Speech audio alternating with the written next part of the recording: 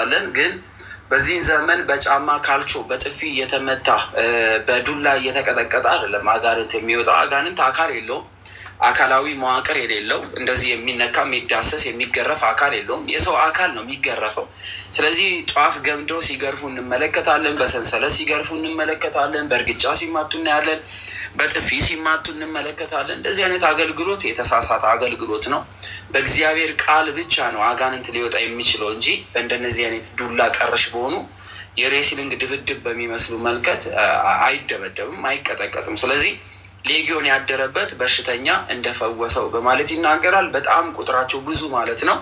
ወደ ባህር ማዶ ወደ ጌርጌሴኖን አገር ደረሱ። ጌታችን መድኃኒታችን ኢየሱስ ክርስቶስ በታንኳይቷ ከሄዱ በኋላ ጌርጌሴኖን በምትባል ቦታ ደረሱ።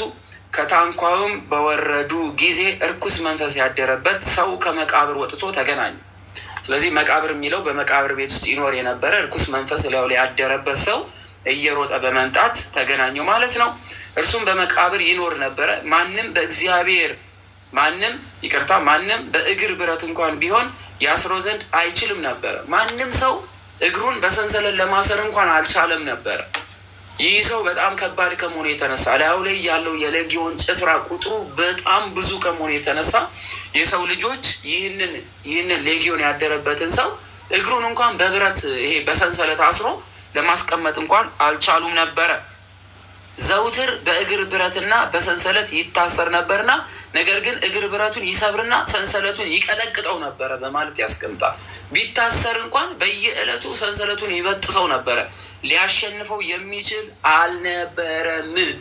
ሰው ነው እኮ ግን ሌጊዮን ስላደረበት ይህን ሰው ሊያሸንፍ የቻለ በከተማ ውስጥ አንድም ሰው አልነበረ። ምን ያህል አስፈሪ እንደሆነ አስቡት። ይህን ሰው ፍጹም ሌጊዮን ቀይሮት እንደነበረ፣ የሌለውን ጉልበት ሁሉ ጉልበት ሆኖት እንደነበረ፣ በጣም አስፈሪ ሰው ሲያዩት የሚደነግጡት አይነት ሰው እንደነበረ ማሰብ እንችላለን። ዘውትርም በመቃብርና በተራራ በመዓልትና በሌሊት ይጮህ ነበረ። ሁልጊዜ የሚጮህ ነበረ። ሰውነቱም በባጩት ይቆርጥ ነበረ። ባጩት ማለት ውሃ ውስጥ ያለ ጥቁር ስለት ያለው ከውሃ ውስጥ እያወጣ ሰውነቱን ሁሉ ይተለትለው ነበር። ጌታችን ኢየሱስን ከሩቅ ባየው ጊዜ ሮጦ ሰገደለት። ማንን ሲመለከት? ጌታችን ኢየሱስ ክርስቶስን ሲመለከተው ሮጦ መጥቶ በክርስቶስ ፊት ምን አለ? ሰገደለት ይላል። በታላቅ ድምፅ እየጮኸ የልዑል እግዚአብሔር ልጅ ሆይ ከአንተ ጋር ምን አለኝ አለው። ከአንተ ጋር ምን አለኝ ማለት ምን ጥል አለኝ ማለት ነው። እሺ ከአንቺ ጋር ምን አለኝ የሚለውን ቃል ይወስዱትና ናቃት ይላሉ። ከአንተ ጋር ምን አለኝ ማለት ምን ጥል አለኝ እንደማለት ነው። እንዳታሰቃየኝ በእግዚአብሔር አምልሃለሁ አለው። ራሱ እግዚአብሔር ሆኖ ሳለ ለምን በእግዚአብሔር ብሎ ለመነው ስንል በክብሩ በስልጣኑ ቀዳማዊ በነበረ ስልጣኑ ዓለምን ሲፈጥር በነበረ ስልጣኑ ከእግዚአብሔር አባቱ አብ ጋር ከእግዚአብሔር መንፈስ ቅዱስ ጋር ባለው ስልጣኑ ለመነው። ምክንያቱም ሰው ሆኖ የመጣው የሰው ልጅ ሁሉ ምን ለማለት ለማዳነውና ገና ክብሩን አልገለጠም።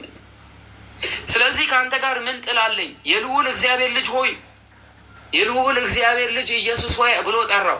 የእግዚአብሔር ልጅ ብሎ ኢየሱስ ክርስቶስን ሲጠራው ቤት በኩል አወቀ። የማርያም ልጅ አይደል እንደ ክርስቶስ? ምድራዊ ሰው አይደል እንደ ክርስቶስ? ስለዚህ ቀዳማዊ የሆነ ዓለም ሳይፈጠር በፊት የነበረ መሆኑን በቃሉ ዓለምን የፈጠረ መሆኑን የሚያውቀው ይህ ሌጊዮን እግዚአብሔር አምላክ እግር ስር ወድቆ ሰግዶ ከአንተ ጋር ምን ጥል አለኝ? አንተ የልዑል እግዚአብሔር ልጅ ብሎ ሰገደለት። እንዳታሰቃየኝ በእግዚአብሔር አምልሃለሁ አለው። ያን እርኩስ መንፈስ ከእርሱ ውጣ ብሎት ነበረና፣ ስለዚህ ያንን እርኩስ መንፈስ ከዚህ ሰው ውስጥ ምን በል ብሎ ስለነበረ ውጣ ብሎ ስለነበረ ጌታችን ኢየሱስም ስምህ ማን ነው ብሎ ጠየቀው። እርሱም ስሜ ሌጊዮን ነው፣ እኛ ብዙዎች ነንና አለው። ሌጊዮን ማለት የብዙ አጋንንት ስብስብ ማለት ነው። ስለዚህ ሌጊዮን ተብሎ ሲጠራ ብዙ ሰራዊት ማለት ነው፣ ብዙ ጭፍራ ማለት ነው። በአንድ ሰው ውስጥ ብዙ፣ አንዱ እንኳን ምን ያህል ከባድ እንደሆነ አስቡት። ብዙዎች ግን በአንዱ ላይ ሰፍረው ነበር። ከሀገርም አስወጥቶ እንዳይሰደድ አብዝቶ ማለደው። ከዚያም በተራራ አጠገብ ብዙ የእሪያ መንጋ ተሰማርቶ ነበረ። እሪያ ማለት አሳማ ማለት ነው። እነዚያን አጋንንትም እናድርባቸው ዘንድ ወደ እሪያዎች ስደደን ብለው በብዙ ማለዱት። ጌታችን ኢየሱስም ፈቀደላቸው። እነዚያ ርኩሳን መናፍስትም ወጥተው ወደ እሪያዎች ገቡ። እዚህ ጋር ቅዱስ ሚካኤል ክርስቶስን ለምኖ ያስምረናል ስንላቸው እንዴት እሱ ይለምናል፣ እንዴት እሱ ያማልዳቸዋል ይሉናል። የእኛ ጌታ ኢየሱስ ክርስቶስ አይደለም ቅዱሳን መላእክቱን ይቅርና ሌጊዮን እንኳን ሲለምነው ልመናውን ሰምቶ የሚፈቅድ አምላክ ነው። ማረን ብሎ ይለምናል። ማርልን ማለትማ ቀላል እኮ ነው። ማረን ብሎ ግን ይለመናል ክርስቶስ። እውነት ጽድቅ ባይገኝባቸው እንኳን የሚምር አምላክ እነዚህ ሌጊዮኖች ወደ እሪያዎቹ እንዲገቡ ምሯቸዋል፣ እንዳያጠፋቸው። መንጋዎቹን በርግገው ወደ ባህር ተወረወሩ። እነርሱም 2000 ያህል ነበሩ። ባህር ውስጥም ሰጠሙ። 2000 አሳማ ማለት በአንዱ ሰው ላይ 2000 የሌጊዮን ጭፍራ ነበር። 2000 አንድ ሰው ላይ። የሰው ልጅ በምን ያህል ዋጋ እንደሚዋጉት እዩት እስኪ። 2000 አሳማዎች ወደ ባህር ወድቀው ሞቱ። ሌጊዮን ስላደረባቸው አልቻሉም። ደንግጠው ነው እኮ የገቡት እኮ። ያ ሰው ግን ምን ያህል ችሎት ይሆን? ሰንሰለት የሚበጥስ የሀገሩ ሕዝብ ሁሉ የሚፈራው በመቃብር እንዲያድር ያደረጉት እዛ ሰው ላይ ያደሩት እነዛ ሌጊዮኖች ምን ያህል ጉልበት እንዳላችሁ አስቡ። ዛሬም ጎረቤቶቻችሁ ጋር ብትጣሉ እንደው ዝም ብሎ የምትወዱት ሰው ከምድር ተነስቶ ቢናገራችሁ ያን ሰው አትታዘቡት። ምናልባትም ባህሪውን የቀየረ የሌጊዮን ጭፍራ ይኖራል። ስራ ቦታ ስትሄዱ ዛሬ የሚጮሁባችሁ ከሆነ ውጊያው ከሰውነት እንዳልሆነ እወቁ። ዛሬ ወይ እናንተ ቅድስና ልታገኙ ነው ወይ ልትሸነፉ ነው። ሌጊዮን እየፈተናችሁ እንደሆነ እንዳትረሱ። አማቱ ጸሎት አድርጉ። ወጣችሁ ሰላም የወጣችሁ ሰዎች ሰላም አግኝታችሁ መመለስ ቢከብዳችሁ ጸሎት አድርጉ።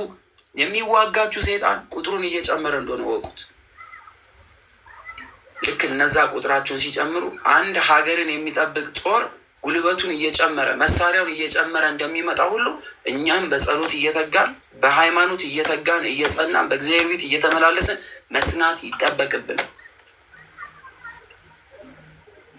እነርሱ 2000 ያህል ነበሩ። በባህር ውስጥም ሰጠሙ። እረኞችም ሸሽተው በከተሞች በመንደሮች ተናገሩ። እረኞቹ እየሄዱ 2000 መንጋ ወደ 2000 የሚጠጉ እሪያዎች ዘለው ባህር ውስጥ ገቡ፣ ይሄ ክርስቶስ የሚባል ወደ ከተማችን ሲገባ እያሉ እየሮጡ ተናገሩ። እነርሱም የሆነውን ሊያዩ መጡ። ወደ ጌታችንም ኢየሱስ መጡ። ጋኔል የያዘውን ሌጊዮን የነበረበትን ሰው ልቡ ተመልሶለት ልብሱንም ለብሶ ተቀምጦ አዩትና ፈሩ። ልብስ አይለብስም ነበረ፣ ልብስ ለበሰ። ልቡ የለም ነበረ፣ ልቡ ተመለሰ። ዛሬ ልባቸውን ሰይጣን ወስዶባቸው ብዙ ነገር የሚያስደርግ አለ። ሰውን ዝም ብለን በደፈናው አንጥራ፣ እንጸልይላቸው።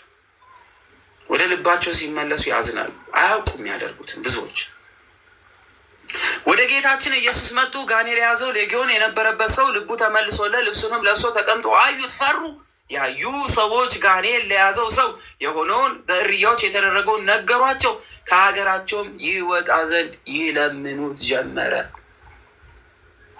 ወደ ታንኳ በወጣ ጊዜም ያ ጋኔል የወጣለት ሰው ከእርሱ ጋር ይኖር ዘንድ ለመነ። ከሀገራችን ውጣልን አሉት ክርስቶስ። ምክንያቱስ አሳማዎቹ ወደ ውሃ ወድቀዋል። እየሆነ ያለው ነገር ከባድ ስለነበረ፣ እየተፈጠረ የነበረው ነገር ከህሊና በላይ ስለነበረ ክርስቶስ እንዲወጣ ለመኑት። ያ ግን የዳነው ሰው አብሬ ከአንተ ጋር እኖር ዘንድ ብሎ ለመነው። ጌታችን ኢየሱስም ከለከለው።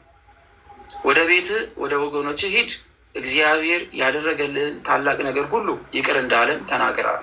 ማን ይቅር እንዳለክ? እግዚአብሔር። ማን እንደማረ? እግዚአብሔር እንደማረ። ለማን ተናገር? ለወገኖች። ክርስቶስን ተከትሎ ሐዋርያ ለመሆን ክርስቶስ ጥሪ ሊያቀርብ ይገባል። ማንም ተነስቶ ስለፈለገ ብቻ ክርስቶስን መከተል አይችልም። ደግሞ ማንም ደግሞ የክርስቶስ ስለሆነ መስበክ ማስተማር አይችልም፣ እግዚአብሔር ሲፈቅድ ብቻ። ስለዚህ ሂድና ለወገኖች ተናገር አለው። ሄደም ጌታችን ኢየሱስ ክርስቶስ ያደረገለትን ሁሉ በ10 ከተሞች ይሰብክ ጀመረ። ሁሉም አደነቁ።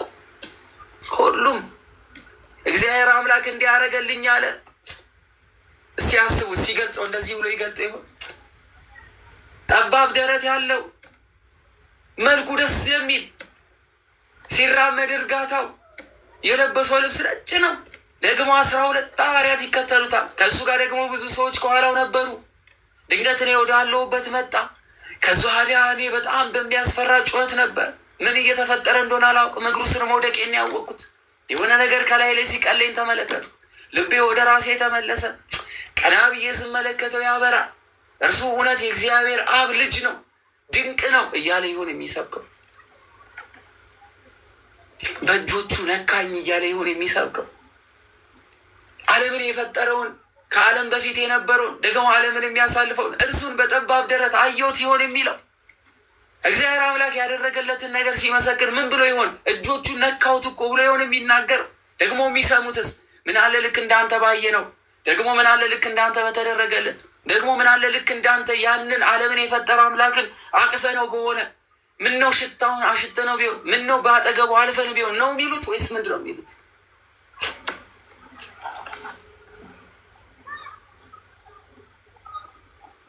በ10 ከተሞች ሰበከ። ሁሉም አደነቁ። ዳግመኛም ጌታችን ኢየሱስ በታንኳ ወደ ማዶ ተሻገረ፣ ወደ መጣበት። ብዙ ሰዎችም ወደ እርሱ ተሰበሰቡ። በባህርም ዳር ላይ ይጠብቁት ነበር። እነሆ ስሙ ኢያኢሮስ የተባለ የምኩራብ ሹም ነበር። ምኩራብ ማለት ሰዎች ተሰብስበው የሚማሩበት፣ የእግዚአብሔር ቃል የሚነገርበት፣ ወንጌል የሚነበብበት ማለትም የኦሪቷ ማለት ነው። የኦሪት ቃል የሚነበብበት፣ የነቢያት ቃል የሚነበብባት ያቺ ምኩራብ፣ ብዙ መምህራን፣ ጸሐፍቶች፣ ብዙዎች ተሰብስበው የሚማሩበት ያቺ ስፍራ ማለት ነው። ከእግሩ በታች ወድቆ ሰገደለት። ያሹ ወደ እርሱ ሲመጣ ክርስቶስን ሳየው ሄዶ ምን አለ? በእግሩ ስር ወደቀና ሰገደለት ለክርስቶስ። ልጄ ልትሞት ደርሳለች አለ የምኩራቡ ሹም፣ ምኩራቡን የሚያስተዳድረው ሹም ክርስቶስን ሲያየው ልጄ ልትሞት ደርሳለች፣ ነገር ግን ና እጅህን ጫንባት ትድናለች እያለ አብዝቶ ማለደው። ጌታችን ኢየሱስ ከእርሱ ጋር ሄደ። ብዙ ሰዎችም ተከተሉት፣ ይጋፉትም ነበር። ከ12 ዓመት ጀምሮ ደም ይፈሳት የነበረ ሴትም ነበረች። ከብዙዎች ባለመድኃኒቶች እጅግ ደከመች። 12 ዓመት ሙሉ ደም ይፈሳት ነበር ያለማቋረጥ። ብዙ መድኃኒት ቤት ሄዳለች፣ ብዙ ሐኪሞች ጋር ሄዳለች። ይሄ ክፍል በጣም የሚያስተምረን ነገር፣ በጣም ከባድ ህመም ይዞን መድኃኒት ቤት ሄደናል፣ ሐኪሞች ጋር ሄደናል። የተሰጠን መልስ ተስፋ የሚያስቆርጥ ነው። ተስፋ የላችሁም ሊሆን ይችላል፣ አትድኑም ሊሆን ይችላል፣ አትኖሩም ሊሆን ይችላል፣ በቃ አብቅቶላችኋል የሚል ዜና ልንሰማ እንችላል። ይቺ ሴት እንደዛ አይነት ድካም የደከመት ሴት ናት። ከላይ ደግሞ የምኩራቡ ሹም ልጄ ልትሞት ናት ደርሳለች እና እጅን ጫንባት ብሎ ለምኖታል። ጌታችን አብሮት እየሄደ ነው። ከ12 ዓመት ጀምሮ ደም ይፈሳት የነበረችው ይቺ ሴት ደግሞ ከብዙዎች ባለ መድኃኒቶች እጅግ የደከመች፣ ገንዘቧን ሁሉ ሰጥታ ጨረሰች። ነገር ግን እጅግ ባሰባት እንጂ ምንም የጠቀማት ነገር የለም። ዛሬ በማይጠቅም ቦታ ብዙ ብር የምናወጣ ሰዎች አሉ። ንብረቷን ጨረሰች፣ ክብሯን አጣች። ሰዎች እንደምታውቁት በኦሪት ደም የሚፈሰውን የነካ ይረክሳል። ስለዚህ ወደ ከከተማ ውጭ ወጥተው የመንጻት መርሃ ግብር ያደርጋሉ። ስለዚህ ይቺ ሴት የመጨረሻ ተስፋ እግዚአብሔር ብቻ ነው። የጌታችን የኢየሱስ ክርስቶስ ነገር በሰማች ጊዜ መጣችና በሰው መካከል ገብታ በስተበኋላ በኩል የልብሱን ጫፍ ዳሰሰችው። የምኑን ጫፍ? የልብሱን ጫፍ ዳሰሰችው።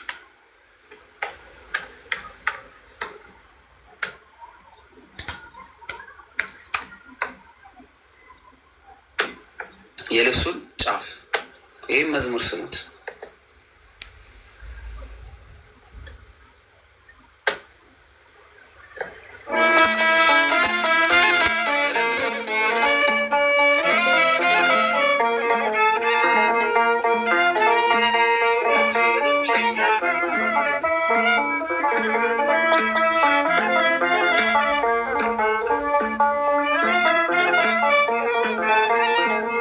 የልብሱን ጫፍ ብነካው አዳኝ ጌታዬን ብጠጋ ፈዋሽም እርሱ ብቻ ነው። የልብሱን ጫፍ ብነካው አዳኝ ጌታዬን ብጠጋው ቀጥ ይላል ደሜን አምናለው። ፈዋሽም እርሱ ብቻ ነው።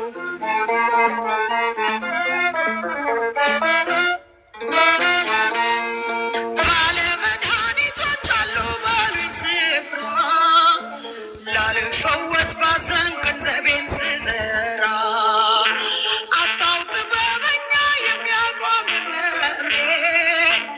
አሁን ግን አየሁት ከርቀት አዳኜን።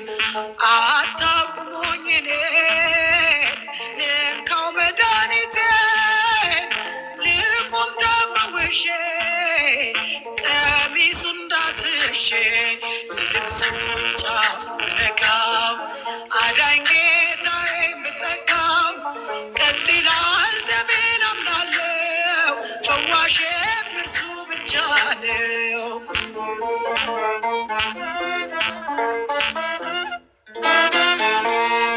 12 ዓመት ኖርኩኝ ተገልዬ እያነባው መረጥ ስደት ከገላዬ አሁን ከስሙ ጋር የሚቀላቅለኝ ኢየሱስ ክርስቶስ መድኃኒቴ ታየኝ። አልፋለሁ ወደ እርሱ ሰልፉን ሰባብሬ ቀሚሱን ነክቼ እድናለሁ ዛሬ። የልብሱን ጫፍ ብነካው አዳኝ ጌታዬን ብጠጋው ቀጥ ይላል ደሜን አምናለው። ፈዋሽም እርሱ ብቻ ነው።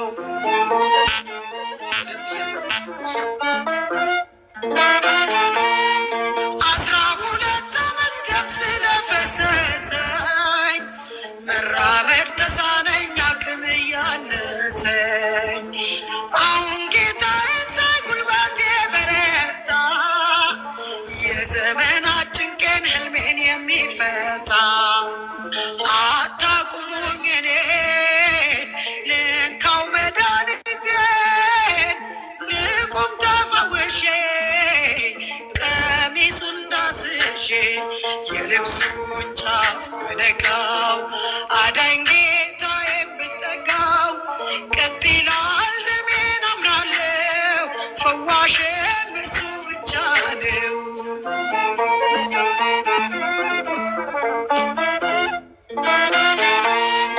ጎበዝ የተባሉ ሰዎችን አልፌ ቆምኩኝ እንደገና ስሙን ተደግፌ።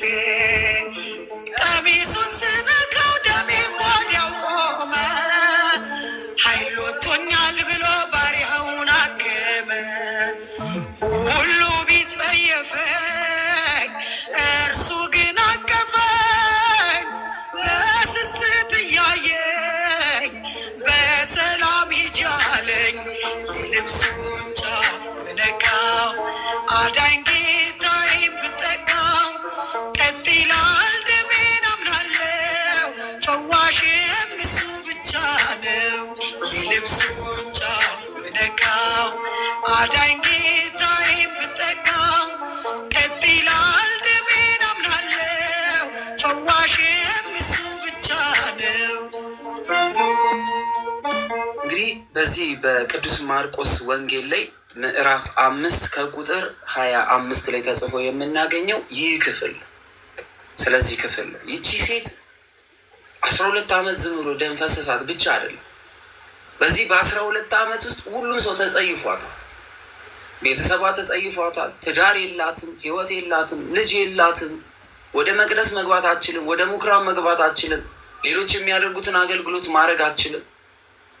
በምን አይነት ጭንቀት ውስጥ እንደነበረች አስቡ። የምትነካቸው ሁሉ ይጸየፏታል። እሷ የነካቻቸው እንደው በአጠገቧ ሲያልፉ ጥላዋ እላያቸው ላይ ካረፈ ረክሰናል ብለው ሄደው የመንጻት ስርዓት ያከናውናል። ስለዚህ ይቺ ሴት አንድ ነገር ግን ሰማች። የማይጸየፍ የማይጠላ ኃጢአተኞችን የማይገፋ እውነተኛ ዳኛ፣ እውነተኛ ጌታ፣ እውነተኛ ፈራጅ፣ እውነተኛ አዳኝ፣ የማያደክም፣ የማያሰለች፣ የማያመላልስ፣ የማያስጠብቅ እሱ እንደመጣ ሰማች። አንድ ውሳኔ ወስናለች። እቺ ሴት ልቧን አደነደነችው። የሚከተሉት እልፍ ናቸው፣ ቁጥራቸው ብዙ ነው። ዛሬ እሷ በእነሱ መካከል በመገኘቷ ምራቅ እንደሚተፋባት ታውቃለች። የነካቻቸው ሰዎች ሁሉ እንደሚጸየፏት ታውቃለች። እሷ እንዳትነካቸው ሲሉ ብቻ መንገድ ከፍተው ወለል እንደሚያደርጉ አውቃለች። ጉዳዩ አይደለም ግን ስለ ትናንትና በደሏ፣ ስለ ትናንትና መቆሸሿ፣ ስለ ትናንትና ደም መፍሰሷ፣ ስለ ትናንትና መግማቷ፣ ስለ ትናንትና ብዙ አካሏ ላይ ስለደረሱ መጥፎ ነገሮች፣ ስለ ህመሟ፣ ሰው እንደሌላት ባዷን ስለ መቅረቷ፣ ትዳር የሌላት ብቻዋን የምትኖር በህመሟ የምትዞር ህመሟ የሚያሰቃያ ሴት እንደሆነች እንደሚያወሩባት ታውቃለች። ዛሬ ትናንትና ስለሰራ ነው ኃጢአት፣ ትናንት ስላደረግነው በደል፣ ትናንትና ስለነበርንበት ቆሻሻ፣ ትናንት ስለነበርንበት ስለሚያድፈው ሰውነታችን፣ ትናንት የነበርንበት ቆሻሻ ህይወታችንን አንስተው የሚያወሩ ሰዎች ዛሬም አሉ። ግን ልክ እንደዚህ ሴት መቅደሱን ነው እንጂ ሰውን አንመልከት። ዛሬ ስለ ካህኑ ብሎ ቤቱን ለቆ ይወጣል። ዛሬ ስለ አንድ ዘማሪ ስለሰደበው ትቶት ይወጣል። ዛሬ የሆነች ምዕመን ስለተናገረችው እዛ ቤተ መቅደስ ማስቀደስ ያቆማል። ዛሬ ስለሚመለከተው ብዙ ሰዎች ብሎ የእግዚአብሔርን መንቀስ ክርስቶስ ያለበትን ያንን የክብር ቦታ ትቶ የወጡ ብዙዎች አሉ። ይቺ ሴት ግን እንደዛ አይደለችም። ክርስቶስ እንዳለ ሰማች። ዛሬ መጠቀም ካልቻለች ነገ መጠቀም እንደማትችል ታውቃለች። ወሰነች። የልብሱን ጫፍ ዳሰሰችው። የልብሱን ጫፍ የዳሰስኩት እንደሆነ እድናለሁ ብላ አምናለችና፣ ሌሎቹ በቃሉ ለመዳን ተዘጋጅቷል። ሌሎቹ ነክቷቸው እጅ ጭኖባቸው እንዲያድናቸው ፈልገዋል። እሷ ግን ሰውነቱን አይደለም የለበሰውን ልብሱን ብነካ እድናለሁ ብላ አመነች። ዛሬ እኮ ደብራችን ያለውን ጸበል አቃለን ሌላ ገዳም ያለውን ጸበል ያከበርን ሰዎች እኮ ነን እኛ። እዚህ ያለው የእግዚአብሔር መንፈስ ቅዱስ የማይሰራም ይመስለናል። ዛሬ በደጃችን ቆመው የሚቀድሱ አባት፣ በደጃችን ቆመው የሚባርኩ አባት እጃቸው ላይ ያለው መስቀል የማይሰራ አድርገን ጥለነው ከክብር አስወርደ ነው የሆነ ጥቅም እንደሌላቸው ለመቀደስ ብቻ የማዳን ኃይል ያልተሰጣቸው አድርገን ሌላ ቦታ የአዳኝ እንፈልጋልና የንስሐ አባታችን የእግዚአብሔር ኃይል የሌለባቸው መስሎን ሌላ አባት እንፈልጋለን። ንስሐ ለመግባት ብቻ አባት እናዘጋጃለን። በህመም ውስጥ፣ በድካም ውስጥ፣ በመውደቅ ውስጥ ማበርታት የሚችሉ የእግዚአብሔር ጸጋ የተሰጣቸው ካህን መሆናቸውን እንዘነጋለን። ይቺ ሴት ሰውነቱን እጁን አልፈለገችም፣ ቃሉንም አልተመኘችም፣ ፊቱን ዞሮ እንዲመለከታት አልፈለገችም። ከኋላው ሄዳ የልብሱን ጫፍ መንካት ነው የፈለገችው። የልብሱን ጫፍ ወዲያው የደሟ ምንጭ ደረቀ። ከደዌ እንደዳነች ራሷ አወቀች። የሚፈሰው ደም የልብሱን ጫፍ ስትነካ ቀጥ አለ። ቃል አላስፈለገም። ፊቱን ማየት አላስፈለገም። የሆነችውን መንገር አላስፈለጋትም። የልቧን የሚያውቅ አምላክ እንደሚያድናት ታውቃለች። የልብሱን ጫፍ ነካችው፣ ዳነች፣ ደረቀ። ከደዌዋ እንደዳነች ራሷ አወቀች። ጌታችን ኢየሱስም ኃይል ከእርሱ እንደወጣ አውቆ ወደ ሰዎች መለስ ብሎ ልብሴን ማን ዳሰሰ አላቸው። በወቅቱ ለነበሩ ሰዎች እና ለደቀ መዛሙርት የሚያስቅ ነገር ነው። የሚያስቅ ነገር በጣም የሚገርም እኮ ነው። አጠገቡ ለነበሩ ሰዎች ማን የነካኝ ብሎ መጠየቁ የሚያስቅ የሚያስገርም ነገር ነው። ደቀ መዛሙርቱ ሕዝቡ ሲጋፋ ታያለህ፣ አንተ ግን ማን ዳሰሰኝ ትላለህ አሉት። ዛሬ ክርስቶስን ስሙን የሚጠሩ ብዙዎች ናቸው። ስሙን ስለጠሩ ግን የክርስቶስ ናቸው ማለት ግን አይደለም። ዛሬ ብዙዎች ክርስቶስን የሚያውቁት ይመስላቸዋል። ክርስቶስን ስላወቁት ክርስቶስ ያውቃቸዋል ማለት አይደለም። ከሚያውቁት መካከል የተለየ ማወቅ የሚያውቁ ብዙዎች አሉ። ከሚጋፉት ሁሉ የተለየ ተጋፍቷ መታ የነካቸው አንድ ሴት አለች። ሐዋርያት ያላወቋት፣ ክርስቶስ ግን ያወቃት። አብሮት ያሉት ያላወቋት፣ ክርስቶስ ግን ያወቃት። ብዙዎች ነክተውታል። ብዙዎች የነኩት ለመተላለፍ ነው። ብዙዎች የነኩት መልኩን ለማየት ነው። ጥያቄ ይዞ መጥቶ የነካው ግን የተለየ አነካክ ነው። ኃይል ከውስጡ እንዲወጣ አድርጎታል። ሁላችንም ዛሬ ቤተክርስቲያን እንሄዳለን። እውነተኛ መንካት የሚነኩ ሰዎች እውነተኛ ጥያቄ ይዘው ወደ ክርስቶስ ቤተ መቅደስ የሚመጡት ናቸው እንጂ የሚመላለሱት አይደሉም። አሁን ሐዋርያት እንደሚመላለሱ ሰዎች ነው የቆጠሩት። ይሄ ሁሉ ሰው ነክቷል።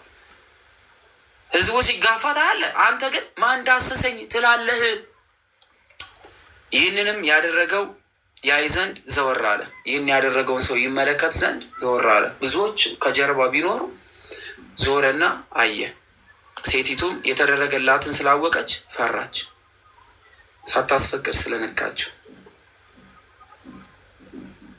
እጅግም ተንቀጠቀጠች። ነክተዋለች። እሱ ደግሞ ዞሯል። ይራመድ የነበረው ቆሞ፣ ወደፊት እየሄደ የነበረው ወደኋላ ዞሮ እየያት ነው። ፈራች፣ ተንቀጠቀጠች። ወደ ጌታችን ኢየሱስ መጥታ ሰገደችለት። እውነቱንም ሁሉ ነገረችው። እርሱም ልጄ ሆይ ሃይማኖትሽ ምን አለሽ? አዳነሽ።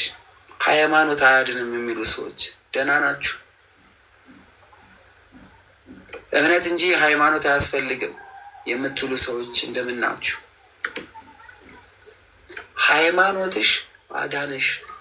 ሃይማኖቷ ማን ነበረ? ክርስቶስ። ሃይማኖታችን ማን ነው? ክርስቶስ። እምነታችን ማን ነው? ክርስቶስ። ሃይማኖታችን ክርስቶስ። የሃይማኖታችን መሰረት ክርስቶስ። ሃይማኖትሽ አዳነሽ። በሰላም ሂጂ አላት። እግዚአብሔር አምላክ ስሙ የተመሰገነ ይሁን። ከደዌሽ ተፈወሽ አላት። ዛሬ በቤታችን ብዙ የታመምናለን። እግዚአብሔር አምላክ ይፈውሰን። ቅልል የሚያደርግ አባታ ቅልል አድርጎ ፈውሶ ሂዱ የሚለን አባት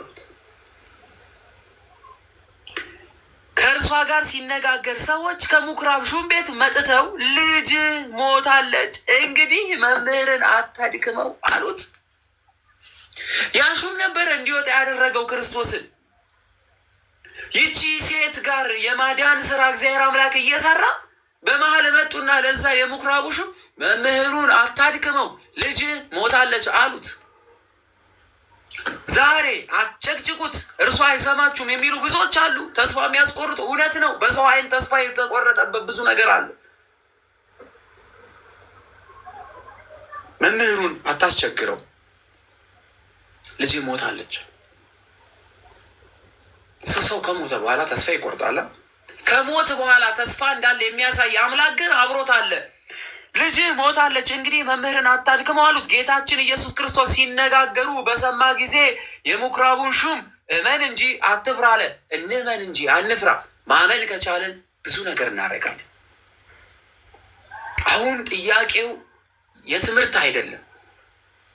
አሁን ጥያቄው የመማማር ጉዳይ አይደለም። እናምናለን ዋይ ነው። የምናምነውን ክርስቶስ፣ ያየነውን ክርስቶስ፣ የምንሰግድለትን ክርስቶስ፣ የምንወደውን ክርስቶስ፣ የምናውቀውን ክርስቶስ፣ በመስቀል ላይ የተሰቀለውን ክርስቶስ፣ ሞትን ድል አድርጎ የተነሳውን ክርስቶስ፣ በሰማያ ሰማያት ያለውን ክርስቶስ፣ ሊፈርድልን የሚመጣውን ክርስቶስን እናምነዋለን ወይ ነው ጥያቄ። እምነታችን ምን ድረስ ነው? እመን እንጂ አትፍራ። እንመን እንጂ አንፍራ። ያመነ አይፈራም። ሃይማኖት ያለው ክርስቶስን ያመነ አይፈራም። በሞት ውስጥ መንገድ አለው። በአንበሳ ጉድጓድ ውስጥ ህይወት አለው። በመሰደድ ውስጥ ህይወት አለው። ማንም በሌለበት ቦታ ክርስቶስን የያዘ ሰው ህይወት አለው። ፀሐይ ጠልቃ ስትገባ በተሰደድንበት ሀገር ሰዓቷን ከጠበቀች በዛም እግዚአብሔር አለ። በተሰደድንበት ምድር በቆምንበት ቤት ውስጥ የምንተነፍሰው እስትንፋስ ሀገራችን ተወልደን ያለንበት ሀገር ላይ ያለው እስትንፋስ ከሆነ እግዚአብሔር አብሮናል። እኛ በህይወት ነግቶ መሽቶልን ነገ የሚባል ቀን ከተሰጠን ተስፋ አትቁረጡ። በመሰደድ ውስጥ በብቸኝነት ውስጥ ማንም በሌለበት ቤተሰብ በሌለበት ማንም በሌለበት ቦታ እግዚአብሔር ከእናንተ ጋር አለ። መሽቶ ሲነጋ ሌላ ቀን ጨምሮልናል። እግዚአብሔር ስሙ የተመሰገነ ይሁን። በጦርነት ውስጥ ከጠበቀን እግዚአብሔር አለ። ደግሞ ስለ ስሙ ብሎ ሰይፍ በአንገታችን እንዲያርፍ ከፈቀደም እግዚአብሔር ስለፈቀደ እንጂ እነዛ ሰይፍ የያዙ ጉልበት ስላላቸው አይደለም። እመን እንጂ አትፍራ። አሁን የማንን ይስማ? የማንን እንስማ? እስኪ ንገሩን። የሰውን እንስማ ወይስ የእግዚአብሔርን እንስማ? ሰዎች እንደ ሰውነታቸው በቃ ሞታለች አትስማ፣ መምህሩን አታድክመው አሉ።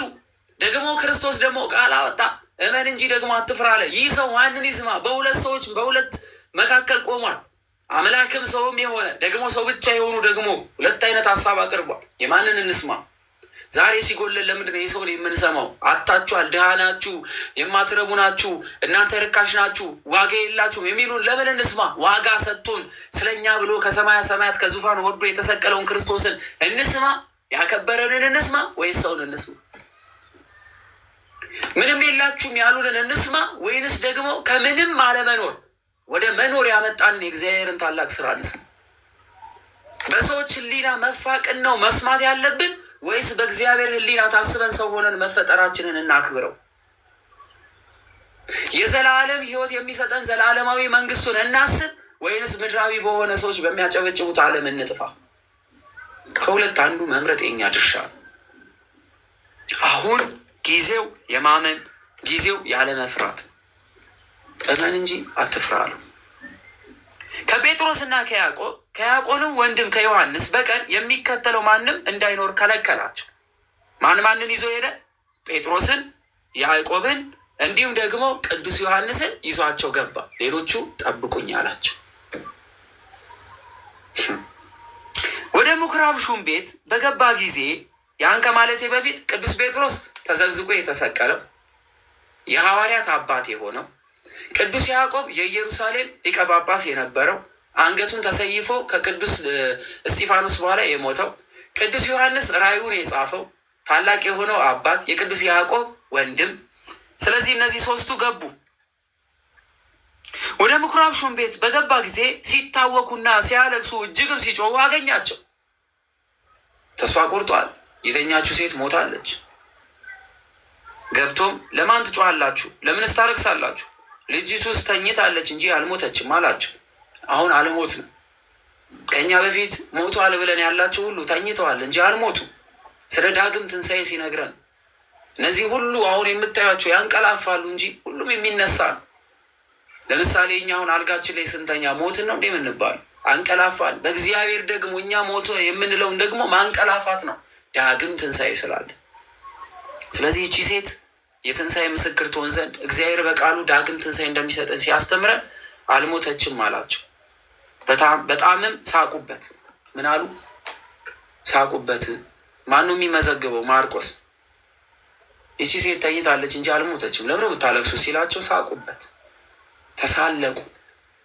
የኛ አባት እውነት ያለው አባት። ዛሬ የሚሳለቁ ብዙዎች ናቸው። ዛሬ ስለ እግዚአብሔር እውነት ያለው አባት ሲሳለቁ፣ እስቲ እውነት ኖሯችሁ ሰዎች ሲስቁባችሁ ሲቀልዱባችሁ ምን ይሰማችሁ? የእውነት ባለቤት ላይ ተሳለቁበት። እዛው ሊያሳያቸው እኮ ትንሽዬ ቢታገሱ የእግዚአብሔርን ድንቅ ስራ ነው ያሉ። የሳቁ ሁሉ ያፍራሉ፣ አንገት ይደፋሉ እኮ። ዛሬ ክርስቶስ ላይ አፋቸውን የሚያላቅቁ ሁሉ ክርስቶስ ይመጣል እውነት ለፍርድ፣ ያኔ ምን ይሉ ይሆን? እርሱ ግን ሁሉን አስወጥቶ የብላቴናይቱን አባትና እናት ከእርሱ ጋር የነበሩትን ይዟቸው ብላቴናይቱ ወዳለችበት ገባ። የብላቴናይቱንም እጅ ይዞ ጣሊታ አላት። ማን አላት? ጣሊታ፣ ጣቢታ ሳይሆን ጣሊታ አላት። ቁሚ አላት። ስሟ ማን ነው? ጣሊታ። ያችኛዋ ደግሞ በሐዋርያት ሥራ ያለችው ደግሞ ስሟ ማን ነው? ቅዱስ ጴጥሮስ ገብቶ እንድትድን ያደረጋት ደጓ መልካሟ ሴት ጣቢታ። ያችኛዋ ደግሞ ጣሊታ ትባላለች። ተነሺ ቁሚ አላት። ትርጓሜው አንቺ ብላቴና ተነሺ ማለት ነው። ጣሊታ ማለት እሺ፣ አንቺ ብላቴና ተነሺ ማለት ነው። ምን ማለት ነው? ተነሺ ማለት ነው። ያን ጊዜ ብላቴናይቷ ተነስታ ወዲያዋና ወዲህ አለች። እድሜዋም 12 ዓመት ነበረ። ያን ጊዜም ታላቅ መደነቅ ተደነቁ። ይህን የሚያውቅ ማንም እንዳይኖር በብዙ መከራቸው፣ ጊዜው ገና ነውና። የምትበላውንም እንዲሰጧት አዘዘ። ባትበላ ኖሮ መንፈስ ትባል ስለነበረ፣ ስለዚህ ምግብ እንድትበላ አዘዛቸው።